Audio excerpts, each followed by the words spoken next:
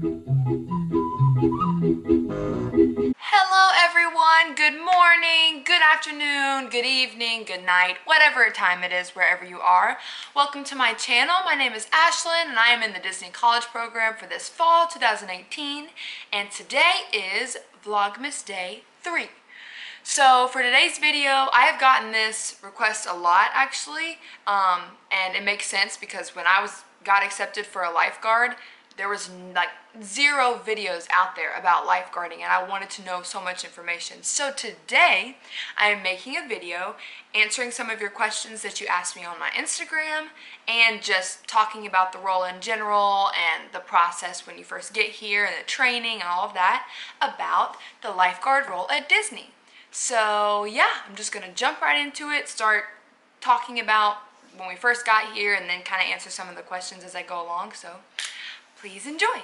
So before I start, I just want to say I love guarding. It's really fun. It's also really challenging. So anything that I say, please don't take it as I don't love my job. I'm just gonna try and be as honest as I possibly can for some of you, because I know that it's a difficult job and it's trying at times and all of that. So yes, let's get started now. First, I'm going to talk about the lifeguard test originally when you first arrive, because before you start training, your first day is just the swim test. So that's what you do first. When you get there, you will be split up into groups. I think my group was about 10 people or so. I'm not really sure. So you're split up into all of these groups depending on if you're deep water or shallow water. So since we were shallow water, we did not have to attempt the deep test. I remember people saying even if you got shallow, you would attempt the deep test, and we did not do that. So if you're a deep water guard, you have to swim 6 laps. 1, 2, 3, 4, 5, 6, down and back 3 times. And then you also have to tread water for 2 minutes without using your hands. So you have to put your hands, there was this group of people and they had to put their hands above the water and tread for 2 minutes without using their hands. And then, and there are people, keep in mind, there are people that can't do this stuff. So they're just, if you can't, I'll get to that in a little bit. And also for the deep guard, you have to go down to 8 feet of water and retrieve a 10-pound brick. So that's the deep test. I'm gonna go a little bit more in detail about the shallow test because that's what I participated in. So for us, we had to swim down and back 1 time, so 2 laps. And then we didn't have to tread any water, and we had to retrieve a 10-pound brick from 5 feet of water. So pretty much, I think everyone that was in my group passed that part of it. Like, we all passed the shallow test. There were some people in deep that did not pass the deep, and so what happens is, this was one of y'all's questions, if you do not pass, let's say you get deep water and you don't pass deep water, that's okay. You're just going to take the shallow water test. They're going to take you and put you over here and let you do the shallow water. So I saw several people doing that. One of my roommates, actually, she was a lifeguard. She ended up switching roles, but at the beginning she was really nervous. She said she wasn't that strong of a swimmer. She didn't like swimming, so she was deep water at Typhoon and ended up switching, doing a shallow, passing and all of that good stuff, and then being a guard at Wilderness Lodge. Oh, yes, Wilderness Lodge. So if you still want to be a lifeguard but you're just kind of not sure and you're worried about it, don't worry. If you get there and if you try your hardest and you can't do it, you can do the shallow water test. So after you pass, they give you some paperwork and your schedule for the week, the rest of your itinerary, and you are good to go. So then begins your Ellis training, which will be 3 days. So you might be Monday, Tuesday, Wednesday, 8 to 5, or you might be Monday, Tuesday, Thursday, 8 to 5, whatever. You'll have 3 long, very long days. So make sure to bring sunscreen and anything you might need, because you're gonna be there for a while. So I'm not going to sit here and teach you the basic water rescues or anything, because you're going to learn that. But that, just keep in mind, one of your first days, that's going to be in the water for a very long time, in and out of the water, learning stuff inside, getting in the water, just just basic stuff. They teach you how to, there's a certain way you have to jump in. They teach you what your whistle, what one whistle means, what two whistles means, three whistles means. They teach you all of that. So just know you're going to be in the water, out of the water, learning a bunch of stuff that first day. It should be the day that they're just teaching you the basics. Another thing that they're going to teach you very in depth, whether it be the next day, your day, I don't know what your schedule is going to be, is CPR. This is very helpful to me because I knew I was going to be doing training, but that part of it kind of made me nervous because I was like, how well can I be trained on this? I know nothing about it, but they do a really, really good job. For the CPR, they're going to teach you infant, adult, child. Yeah, they're going to teach you all of it and get you super ready to go. So that is, if you're worried about, you know, not knowing something. You're in a big group of people, like there's going to be tons of people in there with you. So if you're messing up, someone's just going to come by and just tell you. You're not going to be like by yourself yet, you know, doing it and everybody's watching you. So just keep that in mind. Then they're also going to teach you first aid. This one's the hardest for me because I get really grossed out and they talk about if you're like impaled with something, what to do, and just all of that stuff. So you're going to learn about how to handle nasty, disgusting issues. And then also be prepared. They are going to show you some very sad videos, like touched by a drowning, just some drowning videos just to kind of spark something up in you, and it's horrible. It's so sad. I'm getting chills right now thinking about it. It's terrible, but it also makes you realize how important this is and how important you are, because you just, you know, I feel like if you work in merchandise and a kid loses their item or it gets smashed, here, we can replace this for you, but you cannot replace someone's family member, somebody's child. So it's just very important. And I think they say if you can't handle it, you can walk out or close your eyes or something. But it's just really sad. It's super sad, but it's also helps to kind of, it helps push me, and so I think it's a good thing. I love how the couch, there's little happy faces all over it. These couches are ridiculous. So then, after you have learned everything, CPR, first aid, rescues, how to do everything, they have given you a study guide, a full study guide. They help you with it, give you the answers. It's after you're so pumped up and you've learned all of it, it's super easy to recall. So you have your study guide. Make sure you look over it. Some people didn't. I looked over it a little bit before, but I felt pretty confident. And then you have your test out day, which is the last day. So for your test out day, you'll be doing everything you've learned. You don't really know what it's going to be, so you're going to go out there, you're going to have your tubes and everything, and you're just going to have to respond to what you see. So if you see someone who just needs one of the basic rescues, that's what you're going to do. If you see someone who's unconscious, you know, what are you going to do? You have to go through everything in your head, everything you've learned, and you're working with a group. So you'll be in a group to do that stuff, so you'll have people. And another thing, they make this very clear, if you mess up, it's okay, just fix it. All they want is for you to fix it. So if you say the wrong thing, you do the wrong thing. Oh, that's the wrong thing. Actually, let me change this. They're going to see that and it's going to be fine. You're not going to fail if you fix something, because sometimes it takes a minute for things to register to us, especially when it's all this new information. So just fix it and you'll be good. You also will have your CPR by yourself testing. So now you're taking everything you've learned about CPR, you're going to do a child, infant, and adult by yourself in front of one of the instructors, and they're just going to be telling you what's happening and you're going to be responding to it. And then you also have your written test. So this is that study guide I was telling you about. This, you just need to look over that specifically for the written test, which is multiple choice. Don't remember how many questions. I want to say around 50 questions.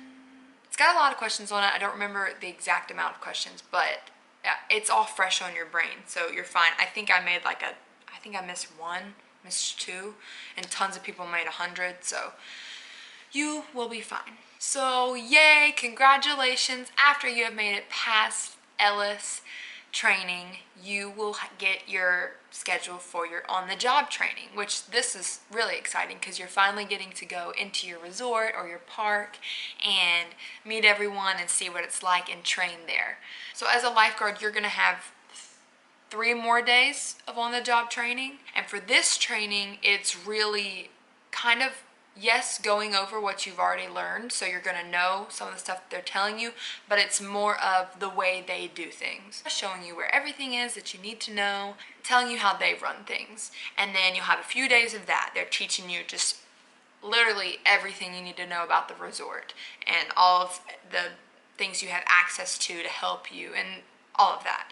So then on your last day, again, that's your CAPA day, and this test will consist of an in the water rescue. This will be you out there guarding, and you have to respond. So someone might be active on the water, you respond. There might be a vat laid in the bottom of the water, go get it. And they're just watching and counting off, making sure you are seeing this within 10 seconds and retrieving it within 20 seconds, which is what they teach you throughout the whole thing. Keep your 10-20, keep your 10-20, keep your 10-20. And then you also have a written test for your location. So it's just everything you've learned, and it's not bad, it's easy. So yep, that is all of the training I'm going to talk about, just because I don't want to bore everyone to death, because I could go on and tell you every last bit of training, but you're going to get there and you're going to see it yourself. So good luck on that. And now I'm going to get to the questions that you guys asked me.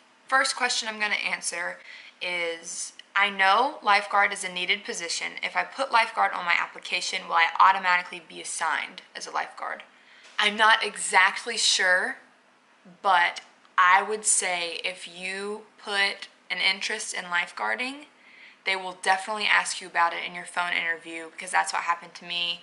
And if you're interested in lifeguarding, there's a likely chance that you can get lifeguarding, because I think that not a ton of people want to do it. It is a really needed position just because it's a nerve-wracking job. It's super safety critical. So if you don't care what you do and you just want to get into the college program, put high interest in lifeguarding, because you have a really good chance, in my opinion. Of course, I'm not a recruiter. I have no idea, but that's what I have heard.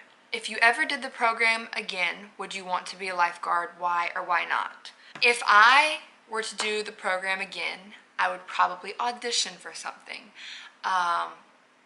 Doing the program has made me realize that's something I really, really want. So if I ever came back, I would probably audition for something, and then if I didn't get that, if they gave me a job and said, this is it, you got lifeguarding and that's it, sure, I would do it again and try and work my way up into something else, kind of do it for 6 months and then transfer. But that's only because I don't want to get complacent. If I come back, I would rather just kind of keep growing and trying something new. I don't want to stay a lifeguard forever. I would rather experience, there's so many different roles that Disney has, so I'd rather experience something else. And also, I probably wouldn't, because it is super stressful at times, just like every job, but people are different, and I can handle pressure, but it's a lot of pressure. You have a lot of people to watch, and a lot of little babies and little kids, and parents don't always watch their children like they should, so it can be very nerve-wracking. So I love the job, I really like it, but I can't see myself doing it for years. But it just depends on the person, because I know people who have been lifeguarding for 15 years plus and are still there and still love it, so it just depends on the person. How many hours do you usually get a week, and what times are your usual shifts? For me, at a resort, the shifts are, you have an AM shift and a PM shift. And so if you're an AM, it'll be 8:30 to 5. And if you're a PM, which most of us, if you're a CP, just look out, you're going to be getting the PM shifts, most likely.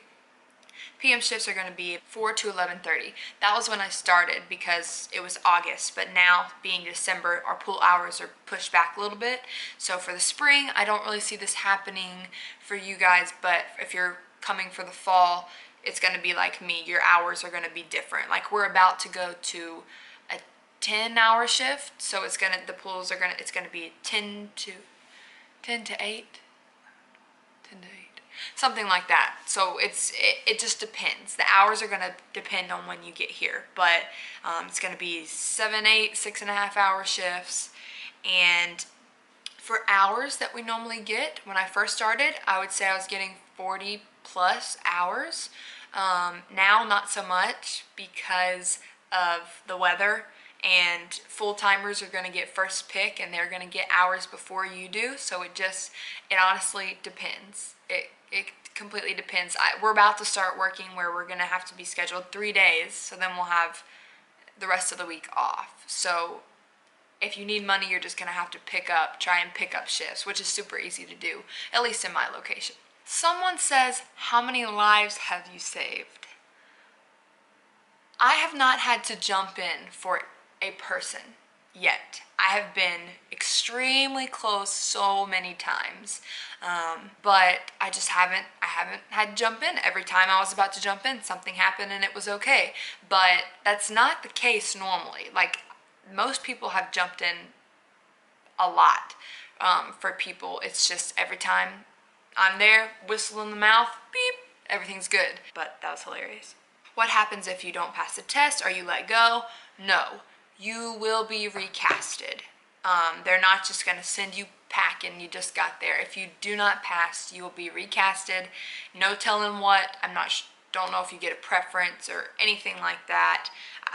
You will just be recasted. How long do we guard before we get a break? Do we even get breaks? So at my location, yes, depending on the hours of your shift, if you work an AM shift where you're getting 8 hours, you'll get 2 30-minute breaks. And then a PM shift, you will be getting a 30-minute and a 15-minute break. And so it just depends on how many stands. So we have 4 stands. So you'll go stand, stand, stand, stand. Each stand is about 45 minutes, break. Stand, stand, stand, stand, break. So you're constantly moving. You're not just sitting in one place for 8 hours. This one is, how often do you have in-service training and audits? Do you feel prepared for audits? Yes. 100%. You have in-service training. You have to have 4 hours a month. So right now we're doing just an hour in services, so we had to have 4 a month. But when I first started, they were 2-hour in services, so you had to have 2 a month. Those are actually really fun. You cover a bunch of stuff, you're doing a lot, but you're with all of your friends, and so you're getting to do these saves, and you're saving one of your friends, and so it's really fun. And it keeps you up to date, because I was worried about that. After going through these 3 intense days of training, I was like, how am I going to remember all this? Well, good luck. You're going to be doing it over and over and over again. You've got hours on stands, so you'll be thinking about everything possible in your head. So yes, I do feel prepared. Sometimes stuff happens, and you just got to watch out for glares on the water. And just, if you're doing what you're supposed to do, there's no reason to be worried about being audited. Do you stand for the entire shift? No. Thank goodness. You have to keep what they call the 5-minute rule. So let's say you're sitting on stand.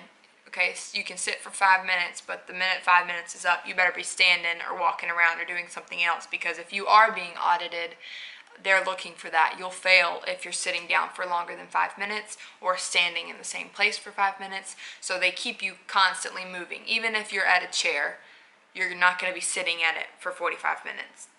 You just can't do that. You'll just fall asleep. I work as a lifeguard right now, but I don't like it because I can't be social. Do you feel like this as a Disney lifeguard? In a way, yes, because you are having to watch the water so intensely. I just try my hardest to communicate with everyone that I can. It's different because you just don't get as much guest interaction as a lot of other roles, but you just make the best of what you have. So if someone comes into your zone in the pool, just greet them, talk to them. Sometimes you can talk to somebody and they want to tell you their whole life story, and then before you know it, your stand's up and you're off to the next one. And then just greet guests in passing, and it's really cool working at a resort because I see the same people a few days in a row and they remember me, which is cool. So just, I would like way more guest interaction, but I try my best to just talk to them as much as I can. So yeah, if you're worried about guest interaction, just remember you don't get as much as a lot of roles do, but if you make the best of it, it's still great. Are you able to request what resort you want to lifeguard at? No. If you are Disney College Program, you just are gonna get assigned. If you are not Disney College Program and you're just applying for part-time or full-time, I believe you can, like if let's say you're talking to casting, you can say, hey, can I put in a request for this? But not really sure how that would go across, especially if you've never worked at Disney. For example, if I were to come back and I wanted to lifeguard and I've said, I have experience at All-Star, I did this in All-Star, I did this, is there any chance there's a possibility I could get back in All-Star? Maybe, but I'm not really sure how that works. For Disney College Program, I know you do not get a choice though. Jess says, are magic bands waterproof? Yes, ma'am, they are 100% waterproof. Go ahead and get in that water, girl. That's one of my co-workers, and that's the most asked question you will get. You will get that question 50 times a day. Are these waterproof? They are waterproof. Do you wish you would have gotten hired for a different role? No, I don't, because I'm so glad I got to experience this. I've learned so much, and I can carry these tools and things I've learned with me later in life. So, and I've made the best friends. Oh, I've made the best friends. I have the most awesome coworkers and coordinators and managers. So no, I'm so glad I got accepted as a lifeguard. It was something different that I've never done, and yeah, I love it. It's awesome. Who's your favorite coworker? Better be me. Probably not Courtney. I don't really see her being my favorite. Is it more likely to get placed at a resort or a water park? What resort are you at? I'm at All-Star Movies. All-Star Movies is the one that I am at 24/7. I bounce around sometimes. I'll work at sports or music, but movies. And I don't know what is more likely to be placed at. I don't know if you even are more likely. I think it just depends on what is needed at the time. So I'm not really sure about that. Okay guys, so that is it for the lifeguarding video. This is probably going to be very long and take hours and hours to upload, but hopefully it's some good information for you guys. If you have any more questions, comment down below. I will try to answer them. I hope this has been helpful to you. I just really hope it is, because I know you want to know information just like I did. So thank you so much for sending in your questions and for requesting this video, because I know it's a needed one. So thank you so much. Thank you for watching. Thank you for subscribing. Happy Vlogmas Day 3. This was so fun. This was a fun video to do because I like talking about my job. So this was really fun. If you have any more ideas of things you would like to see, different videos, please comment, let me know. If you aren't subscribed and you want to subscribe, make sure to hit that button so you can keep up with me and what I'm doing. Yeah, I think that's all. I gotta go to work. Thank you so much for watching again, and I hope you have a wonderful, magical rest of your day. Bye guys!